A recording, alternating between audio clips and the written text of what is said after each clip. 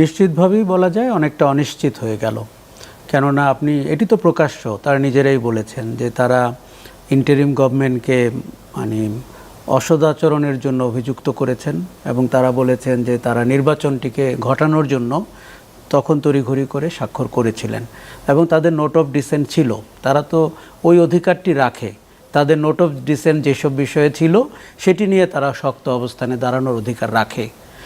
আর interim government যেভাবে আপনার জুলাই সনদ এবং গণভোটের আয়োজন করেছিল, এটি নিয়ে বিএনপি তখনও উষ্মা প্রকাশ করেছে, এখন তো আরও শক্তভাবে করছে। কাজেই এটি কোনো গোপন বিষয় না বলা যে এই আপনার সংবিধানের সংস্কার কিংবা গণভোটের বাস্তবায়ন অনিশ্চিত অবস্থায় রয়েছে। এন্ড রেজাল্ট যদি বলেন সেটা তো ভালো হলো না। অবশ্যই ভালো হলো না। আমি তাদের পক্ষে যুক্তি হয়তো দেখাতে পারবেন, কিন্তু কাজটা তো ভালো না। মান্না ভাই, আমি বলি যুক্তি তো সবাই দেখাতে পারে, খুনি এবং অন্যান্য অপরাধীরও নাকি যুক্তি থাকে। কারণ যুক্তি নিয়ে প্রশ্নটি না, প্রশ্নটি হচ্ছে যে তারা নির্বাচনের আগে বা হাসিনা পলায়নের আগে যে একটা অবস্থান দাঁড়িয়েছিল যে আমরা রাষ্ট্রের সংস্কার চাই, সেই জায়গাটিতে আমার মনে হয় একটা অনিশ্চয়তা তৈরি হয়েছে এবং ওই সময়ে ঘটানো গেলে নির্বাচনের আগে অনেকখানি এগিয়ে যেতে পারলে হয়তো কাজটি ভালো হতো। এখন আপনি খেয়াল করুন, তত্ত্বাবধায়ক সরকারের গঠন প্রক্রিয়াতে একমত হওয়া যায়নি, আমাদের দ্বিকক্ষ বিশিষ্ট পার্লামেন্ট নিয়ে একমত হওয়া যায়নি, সংবিধানের অনেক মৌলিক সংস্কার নিয়ে একমত হওয়া যায়নি।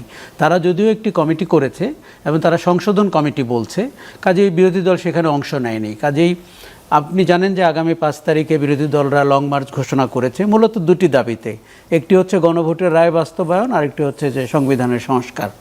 কাজেই এর সাথে যেটি যুক্ত হলো সেটি একটি অভ্যন্তরীণ রাজনীতির অনিশ্চয়তা তৈরি হলো।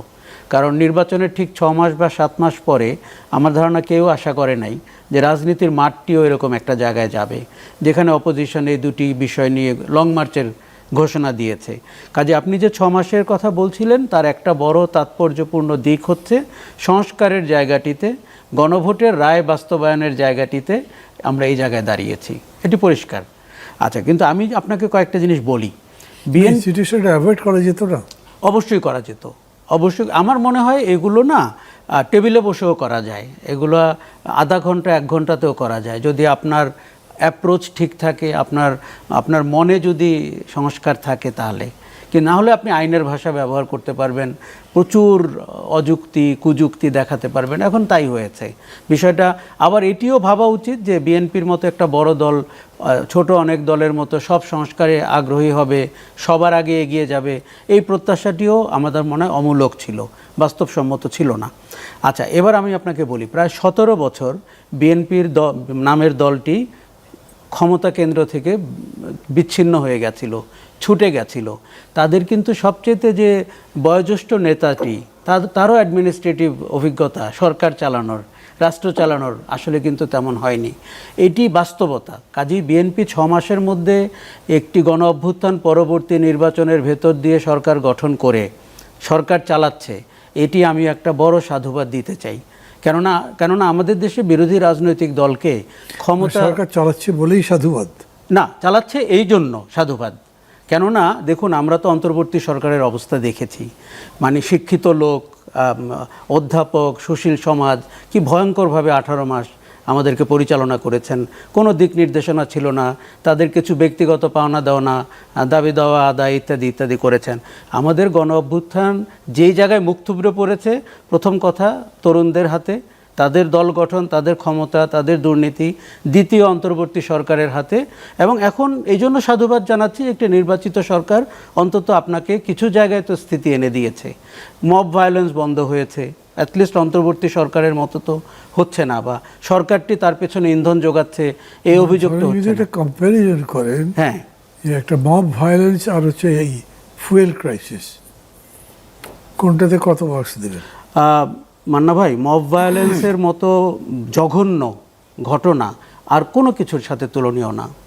কেননা আপনি শুধু একবার চিন্তা করেন ওই ভায়োলেন্সের ভিকটিমটা আপনি, এবং আপনি অসহায়, সেটি একটি প্রতিষ্ঠানও হতে পারে, ব্যক্তিও হতে পারে, এবং কী কারণে আপনার উপরে ভায়োলেন্স হচ্ছে আপনি জানেন না।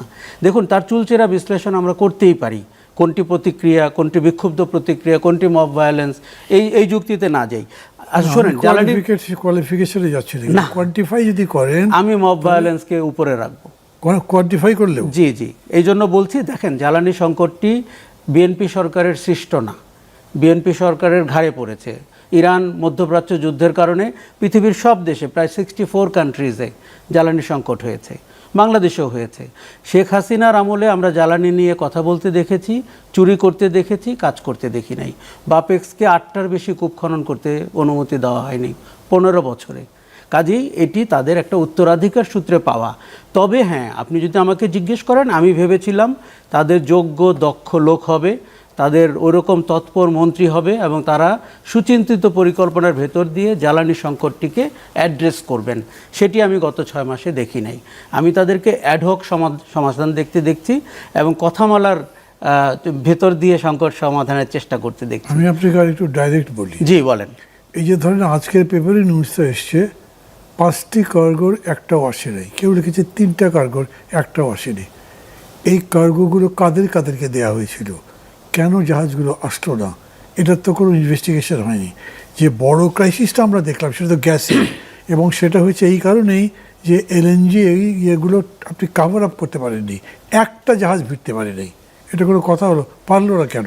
একটা গুজব আছে, অথবা আমি একটা কোনো পত্রিকায় পড়েছিলাম যে এইখানে যাদের এখানে কাজগুলো দেওয়া হয়েছিল, they were politically involved and they were squabbling amongst themselves, এবং এইটা একভাবে নিষ্পত্তি করে অর্ডারটা গেছে, পরে আবার ঝামেলা লেগেছে, তখন আসে নাই। তাহলে সেটা কত বড় ঘটনা হলো? অফকোর্স এটা একটা বড় ঘটনা, এবং আপনি যেটি সন্দেহ করছেন অনেকেই তার সন্দেহ করছে, এবং আমি মনে করি তার সত্যতা রয়েছে, আমি অস্বীকার করছি না।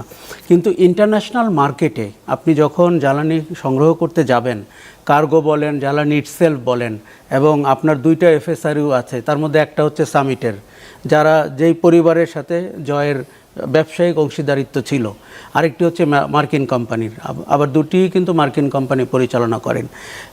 এই চক্কর কিন্তু অনেক বড়। এটি ঠিক আমাদের রাজনীতির পরিভাষার মতো সমাধান নাই। আর আপনি যখন ইন্টারন্যাশনাল মার্কেটে এখন কিনতে যাচ্ছেন, আপনি কি প্রাইসে কিনছেন এবং কি প্রাইসে লোকাল মার্কেটে দিচ্ছেন, আপনি অঙ্কটা কিন্তু দেখুন। যারা আন্দোলন করেন তারা অনেক সময় অঙ্কটা নিয়ে বলেন না, তারা নীতিটা নিয়ে বলেন।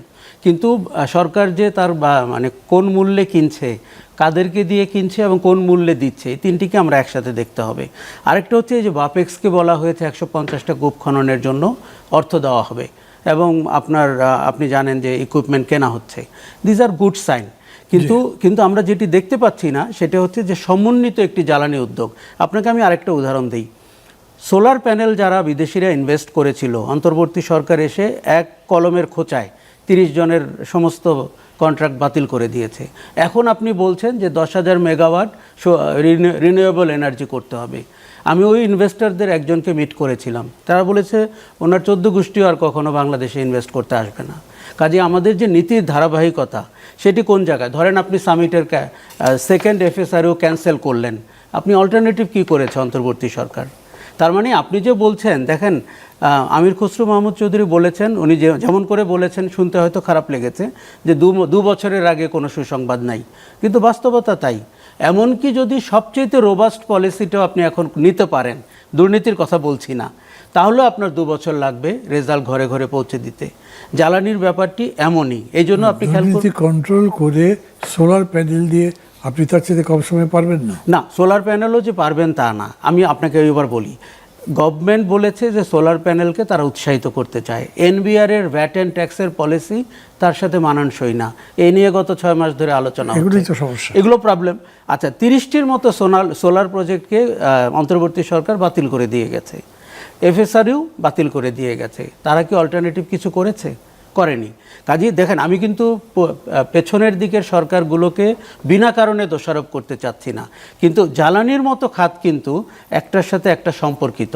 এই যে গভর্নমেন্ট এখন এফডিআই খুঁজছে, আপনি জানেন সেদিন খুব বড় সম্মেলন হয়েছে। এফডিআইতে আমাদের অবস্থা সবচেয়ে খারাপ। 1.4 বিলিয়ন ডলার, কম্বোডিয়া পর্যন্ত $6 বিলিয়ন, ভিয়েতনাম $28 বিলিয়ন গত বছর। এখানে যারা বিনিয়োগ করেছে তাদের অবস্থা দেখে ভবিষ্যৎ বিনিয়োগকারীরা আসবে। কোনো আমলার কথায়, কোনো মন্ত্রীর কথায়, কোনো সরকারের কথায় আসবে না। কাজেই এই জায়গা আপনি দেখেন, অন্তর্বর্তী সরকারের সময় ওই যে দ্য ফ্লাইং ম্যানকে যে বিনিয়োগ বোর্ডের চেয়ারম্যান করা হয়েছে, রেজাল্ট কি? একটা পাওয়ার পয়েন্ট উইজার্ডকে দিয়ে তো আপনি দেশে বিনিয়োগ আনতে পারবেন না। কাজেই বিএনপি সরকার কিছু লিগ্যাসি ঘাড়ে নিয়ে যাত্রা শুরু করেছে। এতে কোনো সন্দেহ নেই। কাজে আমি বলতে চাচ্ছি যে 6 মাসের মধ্যে তার কিন্তু অনেক মানে ব্যর্থতার দিক আছে। আপনাকে এবার ব্যর্থতার দিক বলি। আপনি যদি মন্ত্রিসভার দিকে তাকান, এটি গণ অভ্যুত্থান পরবর্তী নির্বাচিত সরকারের মন্ত্রিসভা হয়নি। এখানে যে মানের লোকজন এসেছেন, কে কোন কোটায় এসেছেন, কে কোন পরিচয়ের ভিত্তিতে এসেছেন, সেটি ভিন্ন কথা। কিন্তু আমরা যে দক্ষ যোগ্য মন্ত্রিসভা দেখতে চেয়েছিলাম সেটি পাইনি। আবার প্রধানমন্ত্রীর ইমেজ কিন্তু মন্ত্রিসভা এবং সরকারের থেকে এগোনো। তার মানে হচ্ছে এখানে একটা গ্যাপ তৈরি হয়েছে তার সাথে, তার মন্ত্রিসভার সাথে। আপনি যে গত 2 দিন আগে মন্ত্রিসভা রিশাফল দেখলেন, এটা আমার চোখে কোনো রিশাফলই হয়নি। আপনার রিগোরাস রিশাফলে যাওয়া উচিত ছিল, যেটি আমরা অন্তর্বর্তী সরকারকেও বলতে চেষ্টা করেছিলাম যে নূরজাহান বেগম টাইপের মহিলাদেরকে না রেখে আরেকটু যোগ্য দক্ষ লোককে সরকারে নেন, তাই না? কাজেই সুশাসনের পথে সরকার হাঁটছে কি না, এই প্রশ্নটি কিন্তু এখন উঠবেই। কারণ আপনি যদি সংস্কারের দিকে না যান, আপনি যদি সাংবিধানিক কমিশনগুলোকে নিজের পায়ে দাঁড়াতে না দেন, এবং আপনি যদি সেই আপনার চেকস অ্যান্ড ব্যালেন্সের পথে না হাঁটেন, কিন্তু সেগুলো তো অনেক পরের পাওয়া। এখন ঐক্যমত্য হচ্ছে শুধুমাত্র ফ্যাসিবাদ বিরোধী একটি ঐক্য এখন পর্যন্ত টিকে আছে, বাকি কোনো ঐক্য তো আসলে টিকে নাই রাজনীতির মাঠে। কাজেই সরকারকে আমি বলবো যে অর্থনীতির দিক থেকে আমাদের একটা ভঙ্গুর অর্থনীতি, এখানে ব্যাংক খালি হয়ে গেছে, $236 বিলিয়ন নিয়ে গেছে। আমরা 18 মাসে আমাদের প্রশাসনে 95% লোক আগের ফ্যাসিবাদী আমলের লোকরা রয়ে গেছে। কাজে আপনি কি করে সরকার চালাবেন, আপনি কি করে সংস্কার করবেন, এই কথাগুলো কিন্তু বলতেই হবে। দ্যাট ডাজন্ট মিন যে আমি একটা অজুহাত দাঁড় করাচ্ছি যে আমার নতুন সরকার কি করবে। অবশ্যই 6 মাস হয়ে গেছে, তাকে ওই অজুহাত বলতে হবে, কিন্তু তার পাল্টা যে ভিন্ন পরিকল্পনা সেটিও বলতে হবে। না, কিন্তু বেশিরভাগ কথাটা কীরকম এসে জানেন যে 6 মাস তো হানিমুন পিরিয়ড হিসেবে দিতেই পারেন, কিন্তু 6 মাসের পরে কথাগুলো বলতে হবে, যা যা ভুল হয়েছে, যা হতে পারতো হয়নি, এগুলো বলতে। মান্না ভাই, আমি একদমই 6 মাসকে হানিমুন পিরিয়ড বলতে চাই না। ইনফ্যাক্ট যখন দেখুন এই কথাটা কিন্তু উনি আসলে বলে নাই যে 6 মাস পরে মূল্যায়ন করা হবে, এটা কেমন করে যেন হঠাৎ করে ছড়িয়ে গেছে। কাজেই মূল্যায়নের জন্য 6 মাস কেন লাগবে? আপনি 1/10 সময়ের পর 5 বছর যদি আপনার ম্যান্ডেট হয়, 6 মাস তো 10 ভাগের 1 ভাগ সময়, তার 3 মাসেই করা উচিত ছিল, তার 1 মাসেও করা উচিত ছিল। সেটা মর্নিং শোজ দ্যাট একটা কথা বলি, সেই হিসেবেই তো আমাদের সরকারগুলোর চেহারা হচ্ছে, হাসিনার আমলে কেউ মন্ত্রী হলে 12 বছর ছিলেন, 14 বছর ছিলেন, খেয়াল করে দেখুন আপনি। এই ধারা থেকে তো আমরা অন্তর্বর্তী সরকারকেও বেরোতে দেখলাম না। অথর্ব সব লোক কোথায় ছিল গণ অভ্যুত্থানের সময়, গড নোজ। হ্যাঁ, আমরা কিন্তু কোনো পরিবর্তন দেখি নাই। হ্যাঁ, আমি বলছি যে 1 মাস পরে, 3 মাস পরে, 6 মাস পরে, এমনকি আগামী সপ্তাহে আপনি রিসাফলের কথা বলতে পারেন। এই যে ভাবমূর্তি ব্যাপার, এটি কিন্তু আমরা মনে করি যে ঠিক না। Thank you. না, আমি কিছু কিছু বিষয়ে আমি ওনার সাথে দ্বিমত করি। উনি আমাদের গভর্নমেন্টকে একটা ভয়ঙ্কর গভর্নমেন্ট বলেছেন, তো এটা আমি মনে করি যে খুবই বরঞ্চ আমি মনে করি যে এই government did A brilliant job.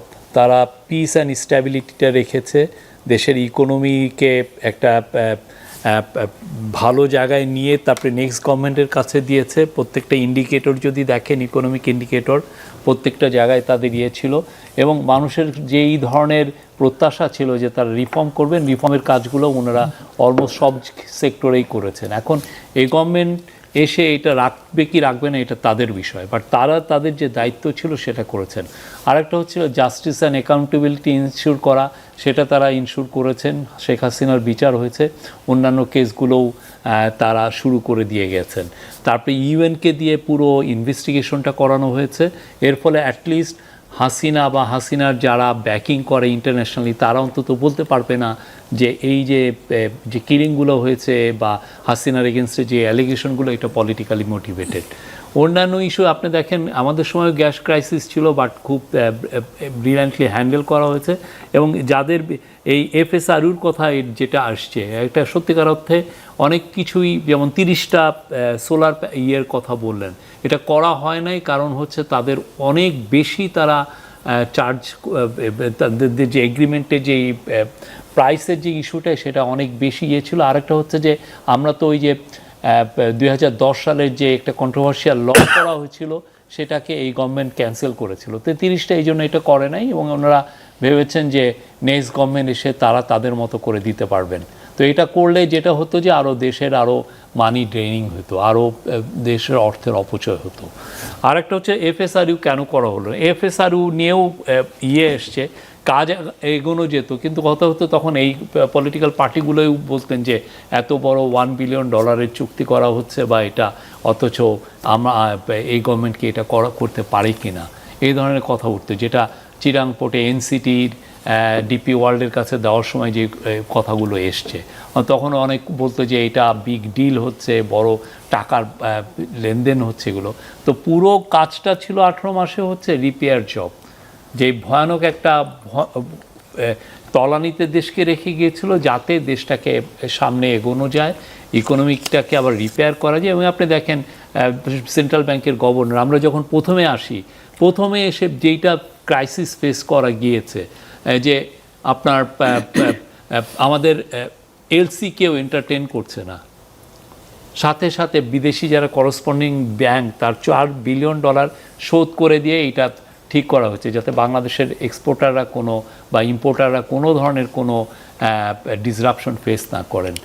আমরা হঠাৎ একদিন এসে শুনলাম কাতার গ্যাস বলছে যে তারা বাংলাদেশকে এলএনজি দিবে না।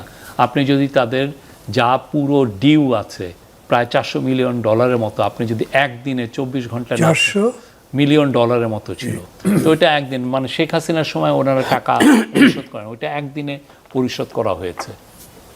ঠিক তেমনি আপনি ইয়ের তরফ থেকে আমেরিকান এম্বাসি এবং আমেরিকান কোম্পানিগুলো থেকে ছিল যে শেভরনের $236 মিলিয়ন একটা ডিউ ছিল, এটাও পে করা হয়নি শেখ হাসিনার সময়। ওইটা আপনার 1 সপ্তাহের নোটিশে পুরোটা পে করা হচ্ছে, না হলে ইউএসের সাথে আমাদের সম্পর্কের একটা ঘাটতি দেখার সম্ভাবনা ছিল। ঠিক তেমনি আদানির ক্ষেত্রেও এইরকম হয়েছে, আদানিকেও সম্ভবত $500 মিলিয়ন মতো আমাদের পরিশোধ করতে হয়েছে। মানে যেই পরিমাণ ভয়ানক একটা অর্থনীতির একটা আর্থকোয়েক অবস্থা রেখে গিয়েছিল, সেই জায়গায় তারা এই কাজগুলো ডে টু ডে প্রত্যেকটা দিনে দিনে এটা করেছেন। ফলে আর উনি যেটা বলছেন এফডিআই অ্যাবসোলিউট নাম্বারে দেখেন এফডিআই কিছু হলেও বেড়েছে, একদম যে কমে গেছে আমরা যে নেগেটিভে রেখে গেছি তা না। আবার 18 মাসের এক্সপোর্টটা দেখেন, তার করসপন্ডিং 18 মাসকে দেখে আমাদের দেখবেন যে এক্সপোর্টের বেড়েছে। আর একটা বড় একটা ছিল যে দ্রব্যমূল্যকে ঠিক রাখা, দ্রব্যমূল্যও ঠিক রাখা হয়েছে, এবং পাওয়ারের যে প্রাইস, পাওয়ারের যে রেট, এটাকেও ঠিক রাখা হয়েছে। কোনো অন্যায়ভাবে কনজিউমারের উপর এগুলো চাপিয়ে দেওয়া হয়নি। আপনি দুইটা, আমরা একটা রোজা পেয়েছি, আর একটা রোজাও অলমোস্ট আমাদের সময়ই শুরু হয়ে গেছে, শুরু হওয়ার সময় পুরো 2টা রোজার আপনি প্রাইস কন্ট্রোল দেখেন, প্রাইস ম্যানেজমেন্ট দেখেন, আমি বলবো যে এই গভর্নমেন্ট খুব ভালো করেছেন। এই গভর্নমেন্টের ছোট গভর্নমেন্ট ছিল, ফলে ডিসিশন নেওয়াটা খুব ইজি ছিল। 24-25 জন লোক থাকলে অনেক কিছু ডিসকাশন করা যায়। আপনি যদি অনেক বড় গভর্নমেন্ট করেন, অনেক ক্ষেত্রে দেখা যায় যে একটা গ্যাপ পড়ে যায়। তারাই কাজটা করেছেন, একটা মিউজিয়াম করেছেন। আমাদের সময় কালচারাল মিনিস্ট্রি কত ডজনকে ডজন ডকুমেন্টারি করেছেন এই ইয়েকে সামনে রেখে, এবং একটা অশান্ত সময় ছিল। যারা বিপ্লব করেছেন তারা অনেক ধরনের অশান্ত ছিলেন, অনেক ধরনের, সেইটাকে ম্যানেজ করে দেশটাকে একটা শান্তির পথে ফিরিয়ে আনা, এটা খুবই দুঃসাধ্য একটা কাজ ছিল। আপনি যদি এই সময়টাকে আপনি সেই 72 থেকে 75 দেখেন, ওই সময়ও তো ভয়ঙ্কর রকমের অশান্ত ছিল। হ্যাঁ, সেই সময়ের তুলনায় আমি বলি যে কিছুই হয়নি। যারা মব ভায়োলেন্সের কথা বলেন, ইভেন হিউম্যান রাইটস গ্রুপগুলো, আমি হিউম্যান রাইটস গ্রুপের কয়েকজনকে বলেছিও, তারা পলিটিক্যাল ভায়োলেন্সকে, বিএনপির সাথে জামাতের মারামারি হয়েছে শেরপুরে, একজন মারা গেছেন, এটাকেও মব ভায়োলেন্স হিসাবে দেখিয়েছেন। তা আপনি পলিটিক্যাল ভায়োলেন্সকে আপনি মব, হাইকোর্টের সামনে যে স্টুডেন্টরা হাইকোর্টের সুপ্রিম কোর্টের বিচারপতিদের পদত্যাগ চাচ্ছেন, এটাকেও মব ইনসিডেন্ট হিসাবে দেখাচ্ছেন। তা আপনি যদি এখন লেজিটিমেট প্রোটেস্টকেও যদি আপনি মব হিসেবে দেখান, এটা একটা, আমি বলবো যে খুবই ক্যালকুলেটেড ওয়েতে বাংলাদেশের যারা প্রো হাসিনা নিউজ পেপার ছিল তারা এই ন্যারেটিভটাকে পুশ করেছে। আপনি যদি বাংলাদেশের পুরো হিস্ট্রি দেখেন, বাংলাদেশের হিস্ট্রিতে মব ভায়োলেন্স ভয়ানক রকমের ছিল। আপনার 1972 সালের 14, 15, 16 তারিখে popular jute mill, crescent jute মিলে যে বিহারি যে গণহত্যা হয়েছিল শেখ মুজিবের আমলে, এটা কেউ এখন বলেন না। আপনি সেই সময় new York Times, new Delhi থেকে, কলকাতা থেকে তাদের রিপোর্টার পাঠিয়ে খুলনায় এই রিপোর্টটা করেছেন। আপনি হাসিনার লগি বইটা দেখেন, এটা এর চেয়ে বড় ভয়ঙ্কর। আমার সামনে আমি দুইজনকে দেখেছি, তারা পল্টনে তাদেরকে পিটিয়ে মেরেছে। তো এগুলো তো মব ভায়োলেন্স সবসময় ছিল, কিন্তু এসে হঠাৎ করে দেখা যাচ্ছে যে একটা গ্রুপ খুব আলটিরিয়র মোটিভ নিয়ে এই গভর্নমেন্টকে একটা ইসমিয়ার ক্যাম্পেনে নেমেছিল, যে একে বোঝানো একটা মবক্রেসি ছিল। কোনো মবক্রেসি হয় নাই, দেশকে পিস অ্যান্ড স্ট্যাবিলিটির দিকে নিয়ে এসছে। এবং এই গভর্নমেন্ট যদি না টিকতো, এই প্রফেসর ইউনূসের গভর্নমেন্ট, আমার মনে হয় যে এই দেশ একটা ভয়ানক রকমের এক লং টার্ম একটা ইনস্টেবিলিটি যেত। সেই যে হামের টিকা নিয়ে কি বলবেন? না, হামের টিকায় অনেকগুলো বিষয় ছিল। হামের টিকার ক্ষেত্রে ইউনিসেফ যেটা বলে, ইউনিসেফের একটা বড় স্বার্থ এখানে। ইউনিসেফ আমাদের দেশে সে পুরো টিকা যেটা পুরোটা সে নিজে সরবরাহ করে, এবং এটা যখন অন্যান্য এজেন্সির সাথে যখন কথা বলা হয়েছে, দেখা যাচ্ছে আপনি ওই 600 কোটি টাকার মতো বাঁচাতে পারেন আপনি। তো ইউনিসেফ যখনই দেখেছে যে তার স্বার্থে ব্যাঘাত হচ্ছে, তখন ইউনিসেফ এটা নিয়ে নিউজ পেপারগুলোকে ফিডিং করেছে। হামের সময় আমাদের ওই সময় টাইফয়েডের টিকা দেওয়া হয়েছে, তো এই জন্য মনে করা হয়েছে যে হামটা পরে করা হবে। এই সমস্যাটা নতুন না, এই সমস্যাটা পুরনো। তারপরে হচ্ছে তিনটা এই যে যারা এই হামের টিকাগুলো দেন, তারা 3 থেকে 4 বার তারা স্ট্রাইক করেছেন। হ্যাঁ, প্রথম আলো কয়েকদিন আগে একটা রিপোর্ট করেছে যে তারা 3 মাস করে ইনভেস্টিগেশন করলেন যে হাম নিয়ে কি সমস্যা। আপনি দেখেন তারা সবগুলোর কথাই বলেছেন, কিন্তু একটা কথা ওনারা বলেন নাই যে হাম যারা টিকা দিয়েছে তারা যে 4 মাস তারা যে স্ট্রাইক করেছে, এই কথাটাই এর মধ্যে নাই। আর হাম যে পুরো বিশ্বব্যাপী সারা বিশ্বেই এই ভয়ানক রকমের হচ্ছে। এবং আপনি দেখেন 51% হামের যারা মারা গিয়েছে, তারা টিকার বয়সটাই হয় নাই, তাদের বয়স 9 মাসের নিচে। হ্যাঁ, ইউনিসেফ বলেছে আপনাদের কাছে চিঠি দিয়েছিল তারা 10-12 বার, কিন্তু আপনারা আনসার করেন না। আমরা প্রত্যেকটারই অ্যান্সার করা হয়েছে। আপনি এই সাইদুর রহমান ভাইয়ের কাছে জিজ্ঞেস করবেন, তাদের সাথে কথা বলা হয়েছে। তারা আর হামের ওনারা যেটা বলেন যে টিকার অভাব ছিল, কোনো টিকার অভাব ছিল না। প্রত্যেকটা মান্থ বাই মান্থ এই কয়েকটা পত্রিকা অলরেডি দিয়েছে, আপনি দেখবেন যে টিকার কোনো অভাব ছিল না। এই সময় যে অভাব ছিল সেটা তো বাস্তব, সেটার কথা বলছেন নাকি আপনাদের সময়? আমাদের সময় না, আপনাদের সময় অভাব ছিল সেটাই বলছে না। হ্যাঁ। এখন যে অভাব দেখা গেল সেটা আপনাদের সময় না কেনার কারণে। না, টিকা সেপ্টেম্বরে এসছে, এবং এই যে টিকাটা ওনারা দিলেন সেটা কোন সময় কেনা হয়েছে? আমাদের সময় কেনা হয়েছে। তো এখন কথা হলো কি, তারপরেও আমি বলবো যে 18 মাসে এই গভর্নমেন্ট যা করেছে এটা তো সবার সামনে। আর এই গভর্নমেন্ট কোনো পলিটিক্যাল গভর্নমেন্ট না যে তার এইভাবে আপনি বললেন। একটা আমি মূল প্রশ্ন করি, আমার দিক থেকে এই প্রশ্নটা অনেকেই এটা করেছেন, সেটা হচ্ছে যে এই অভ্যুত্থানের পরে শিক্ষার্থীদের ছাত্রদেরকে পাওয়ারে নিয়ে আসা এবং তারপরে তাদেরকে একদম ফুল হ্যান্ড দিয়ে দেওয়া, এইটা কেন? যদি পার্সোনাল অপিনিয়ন বলেন, হ্যাঁ, আমি বলবো যে এটা ঠিক হয়নি, এটা ভুল ছিল। এটা আমার পার্সোনাল, এটা পার্সোনাল আমার মনে হচ্ছে যে আমরা ওদেরকে এই ক্যাবিনেটে অন্তর্ভুক্ত করার কারণে এক ধরনের এই গভর্নমেন্টকে বারবার একটা কথা শুনতে হচ্ছে যে তারা স্টুডেন্টদের প্রতি বায়াসড, বা বড় বড় পার্টিগুলো এই গভর্নমেন্টকে একটা অ্যাকিউজ করার একটা সুযোগ পেয়ে গেছে যে আপনার এদের প্রতি বায়াস বলে কথাটা তাদের অভিযোগ পাওয়া গেছে, এবং ডাইরেক্টলি তারা বিভিন্ন মন্ত্রণালয়ে গিয়ে বসেছে। আপনারা আরও সহযোগী সমন্বয়কারীরা কি দিয়েছেন প্রত্যেক মন্ত্রণালয়কে মনিটর করার জন্য? না, সেরকম না। তারা কোনো কাজে কোনো ব্যাঘাত ঘটেছে, তাদের কারণে কোনো পলিসি নিতে সমস্যা তৈরি হয়েছে, এরকম তো একটা ইনস্ট্যান্স তো আপনি দেখাতে পারবেন না।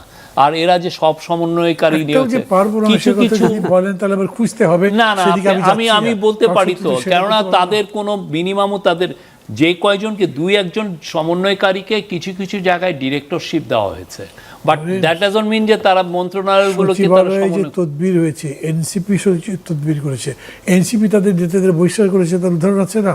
আছে তো, কিন্তু এটা খুব বেশি তদবির কি শুধুমাত্র এনসিপির লোকরা করেছে, অন্যান্য বড় পার্টিরা করে? এটা কথা যে তাদের তদবির এখন যারা যখন বলছে তখন বড় পার্টির এরাও তো তদবির করেছে, বড় পার্টি করেছে।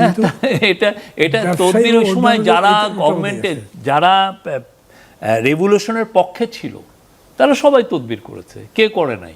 জি, জনাব আশরাফ কায়সার, জি, মানে আমার তো সামগ্রিক এই 6 মাসের ব্যাপারে আরও অনেকগুলো আলোচনা করার কথা ছিল, কিন্তু উনি যে বললেন সেই প্রেক্ষিতে থেকে আপনি কিছু বলবেন? নিশ্চয়ই। আমি প্রথমত আপনাকে বলি, এতক্ষণ তো আমি বলেছি যে ছোট মাপের ভুল ত্রুটির কথা, এবার তাদের বড় মাপের অপরাধের কথা আপনাকে বলি। সেটি হচ্ছে তরুণদেরকে অসৎ করা এবং তরুণদেরকে বেপরোয়া করে বাংলাদেশকে অস্থিতিশীল তৈরি করার জন্য ওই সরকারটি ভূমিকা রেখেছিল। ওই সরকারটি বিশেষ রাজনৈতিক গোষ্ঠীকে কৃত্রিমভাবে ক্ষমতার আশেপাশে ছড়িয়ে রাজনীতির ইমব্যালেন্স তৈরি করার চেষ্টা করেছিল। এই কথাগুলো ওই সরকারের কোনো কোনো উপদেষ্টা সরকারটি বিদায় নেওয়ার পরে তারা নিজেরাই বলছেন। কে বলেছেন? আচ্ছা, আমি বলছি শফিক, আপনি এতক্ষণ বলেছেন, আমি আপনার সামনে কথা বলিনি। আচ্ছা, দ্বিতীয় কথা বলি আপনাকে, উনি যে চুক্তির কথা বলছিলেন, পৃথিবীর যে কোনো সভ্য দেশে আপনি চুক্তি বাতিল করতে পারেন, রিভিউ করতে পারেন, দর কষাকষি করতে পারেন, বিকল্পও তৈরি করতে পারেন। ওনারা যে 30টা সোলার প্ল্যান্ট বাতিল করেছে কোনো বিকল্প ছাড়া, কাজেই ওই বীজ তারা বপন করে গেছে যে সোলারের জন্য আর কোনো বিষয়ে একটা কমিটি ছিল। আচ্ছা, দ্বিতীয় বলি, আপনি সামিটের এফএসআরইউ বাতিল করতে পারেন, রিনেগোশিয়েট করতে পারতেন। আপনি 18 মাসে একটা বিকল্প এফএসআরইউ দাঁড় করাতে পারেননি। আচ্ছা, এই কাজটি কিন্তু তারা আদানির সাথে করেনি। আদানির ব্যাপারে তারা উচ্চবাচ্য করেছে, চুক্তি বাতিল করেনি, কিন্তু বাতিল করেছে সোলারেরটা, বাতিল করেছে সামিটেরটা। আচ্ছা, উনি যে এত কথা বলল যে নির্বাচিত সরকারের জন্য তারা এগুলো রেখে দিতে চেয়েছেন, মার্কিন যুক্তরাষ্ট্রের সাথে চুক্তিটি তারা 72 ঘন্টা আগে সেরে ফেলতে চেয়েছেন কেন? নির্বাচনের পৃথিবীর কোন অন্তর্বর্তী সরকার এই ধরনের অপরাধের সাথে যুক্ত হয় যে 72 ঘন্টা পরে একটি জনগণের ভোটে? আমি এখন তো ব্যাপক অপরাধ বুঝতে পারছি আমরা। এটি একটি জনগণের সরকার আসবে তার 72 ঘন্টা আগে আপনি যখন আপনাদের অফিস বাড়িঘর গুছিয়ে চলে যাওয়ার কথা, তখন আপনি মার্কিন যুক্তরাষ্ট্রের সাথে এমন একটি চুক্তি করলেন যেটি বাংলাদেশের সব সেক্টরের সাথেই মোটামুটি এটা যায়। আচ্ছা, দ্বিতীয় কথা বলি আপনাকে, এবং দেশের ক্ষতি হয়েছে তাতে। দ্বিতীয় কথা বলি, আমি আপনাকে পুঙ্খানুপুঙ্খভাবে বলতে পারবো কত সুচিন্তিতভাবে বাংলাদেশের ক্ষতি করে মার্কিন যুক্তরাষ্ট্রের সাথে চুক্তি করা হয়েছে। এইবার বলি মবের কথা। আপনার সাধু সন্ন্যাসীর আখড়ায় মাজারে আক্রমণ, এটা কি বিএনপি জামাতের লড়াই? আপনার সাংস্কৃতিক প্রতিষ্ঠানগুলোতে আক্রমণ, আপনার হারমোনিয়াম ভাঙা এবং কালচারের আগে হয়নি? হাসিনা যে অভিযোগটি করেছিল যে জঙ্গিরা ক্ষমতায় এসেছে, আফগানরা ক্ষমতায় এসছে, অন্তর্বর্তী সরকার সেই বাংলাদেশ তৈরি করে হাসিনাকে সাহস জুগিয়েছে বলতে যে আমরা বলেছিলাম না ইসলামী জঙ্গিরা ক্ষমতায় চলে এসছে। তারা মবকে উৎসাহিত করেছে। আপনি আবার যুক্ত করে দিচ্ছেন। না, আমি এই জন্য বলছি না, উনি যে বারবার বলছে যে রাজনৈতিক প্রতিহিংসা, কিন্তু আপনি সাধু সন্ন্যাসীর আখড়ায়, তারপর আমরা একটা মৌলিক প্রশ্ন, আপনি সাধু সন্ন্যাসীর আখড়ায় আগে হয়নি এবং মাজার থেকে লাশ পুড়িয়ে দেওয়া, সরকারটি তো কেউ না কেউ তো সরকারে ছিল, তারা কি দায়িত্ব পালন করেছে? এমনকি গণমাধ্যমে অফিসে যখন আগুন লাগানো হয়। ওকে, থ্যাংক ইউ। জনাব শফিকুল আলম, আপনি বলবেন, কিন্তু আপনি বলতে পারবেন বড় জোর 4 মিনিট। না, আমি প্রথম কথা হচ্ছে প্রশ্ন আপনাদের দুজনের কাছেই নিয়ে যাব। প্রথম কথা হচ্ছে যে এই যে হারমোনিয়াম অ্যাটাক বা মাজারের একটা আগেও ছিল, আমাদের সময় বেড়েছে। এটা বাড়ার কারণ হচ্ছে একটা পলিটিক্যাল ভ্যাকুয়াম ছিল, সত্যিকার অর্থে একটা বড় রকমের পলিটিক্যাল ভ্যাকুয়াম ছিল। সেটা অন্তর্বর্তীকালীন সরকারের পক্ষে এটা ফিল আপ করা সম্ভব হয়নি। কেন সম্ভব হয়নি? কেননা কোনো লোকাল গভর্নমেন্ট ছিল না, কোনো ইউপি চেয়ারম্যান ছিল না, কোনো উপজেলা চেয়ারম্যান ছিল না, কোনো লোকাল এমপি ছিল না। যদি এই ধরনের প্রবলেমগুলো তৈরি হয় বাংলাদেশের রুরাল এরিয়ায় বা অন্য কোথাও, এগুলো সাধারণত এমপি তার বাসায় ডেকে এনে এগুলো সলভ করেন, এটা ইউপি চেয়ারম্যান সলভ করেন। আমি বলবো যে আন্তর্জাতিকভাবে একটা বৈরী সময়ের মধ্যে আমরা গিয়েছি এবং আমরা যে আমাদের ইকোনমি যে ভালনারেবল আউটসাইড শকের উপরে, সেটা খুবই ক্লিয়ারলি এটা শো হয়েছে যে আমরা কতটা ভালনারেবল।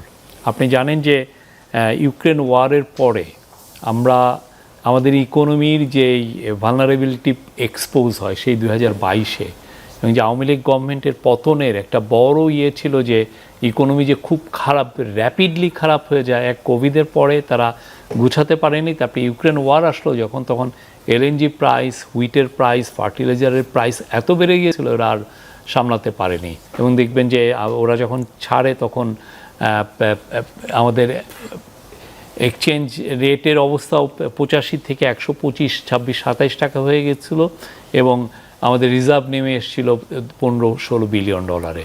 তো এইখানে এই গভর্নমেন্টও সেইটা, বাট ইনিশিয়ালি আমি বলবো যে তারা কিছু কিছু জায়গায় ভালো করেছে।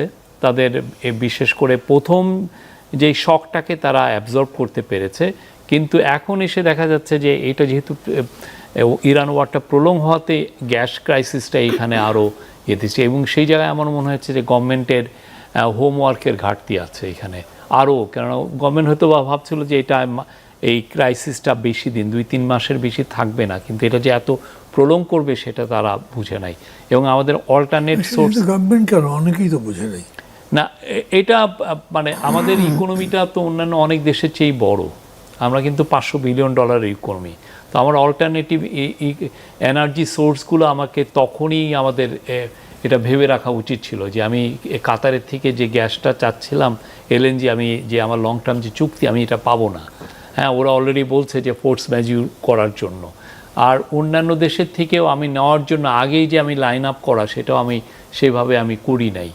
আর এটা একটা জিনিস। আর একটা জিনিস হচ্ছে যে অন্যান্য যদি বলেন যে আমি ল অ্যান্ড অর্ডার যারা বলে, আমি মনে করি যে ল অ্যান্ড অর্ডার খুব যে ম্যাসিভ কোনো ডেটোরিয়েশন হয়েছে সেটা বলবো না। বাংলাদেশের আপনি যদি ক্রাইমের রেট দেখেন ওভারঅল পুলিশের স্ট্যাটিস্টিক্স অনুযায়ী হয়তো আমাদের তো সময় থেকে একটু বেড়েছে কিছু কিছু জায়গায়, আবার কিছু কিছু জায়গায় কমেছে।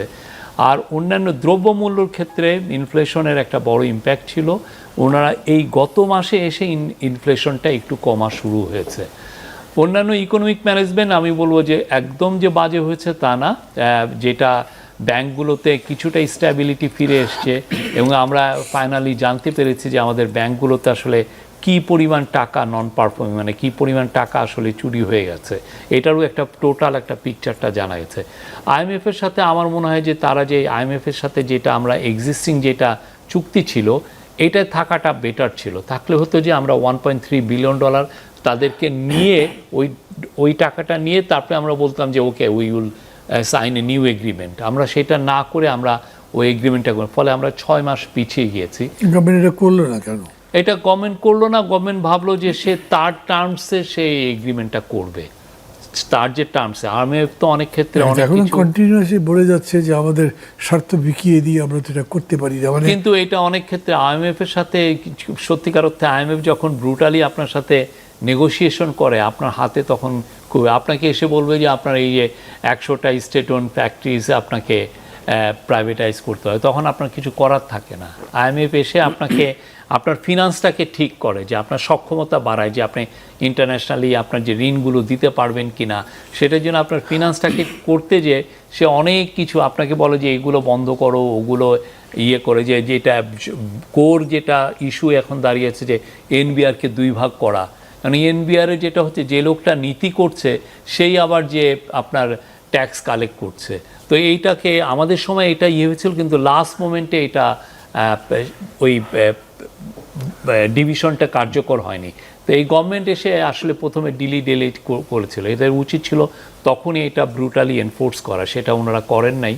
এখন এসে দেখা যাচ্ছে যে আইএমএফ তাদেরকে যে শর্ত দিয়েছে তাহলে এটা করতেই হবে, এবং এটা করার মানে হচ্ছে যে আপনার এনবিআরকে আপনি 2 ভাগ করে ফেলা, এবং করলে ট্যাক্স কালেকশন আপনার বাড়বে এইরকম একটা গ্যারান্টি আছে, যে তারা বলছে যে এর ফলে যদি ট্যাক্স কালেকশন আপনার না বাড়ে সেটা একটা বড় ইস্যু।